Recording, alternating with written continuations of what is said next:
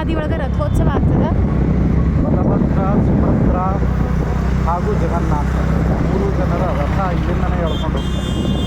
ಬಲಭದ್ರ, ಸುಭದ್ರ ಹಾಗೂ ಜಗನ್ನಾಥನ ಆ ದಿವ್ಯ ಮೂರ್ತಿಗಳನ್ನು ಇಲ್ಲೇ ಇದೇ ಹಾದಿಯೊಳಗನ ರಥೋತ್ಸವದ ಮೂಲಕ ಗುಂಡೀಚ ಅಂತನೋ ದೇವಸ್ಥಾನಕ್ಕನ ಯಾವುದು ಗುಂಡೀಚ ಅನ್ನೋ ದೇವಸ್ಥಾನದವರೆಗೂ ಒಯ್ತಾರಂತೆ. ಎಲ್ಲರಿಗಿಂತ ದೊಡ್ಡ ರಥ ಸ್ವಾಮಿ ಜಗನ್ನಾಥಂದು. ಎಲ್ಲಕ್ಕಿಂತ ದೊಡ್ಡ ರಥ ಸ್ವಾಮಿ ಜಗನ್ನಾಥಂದಂತೆ.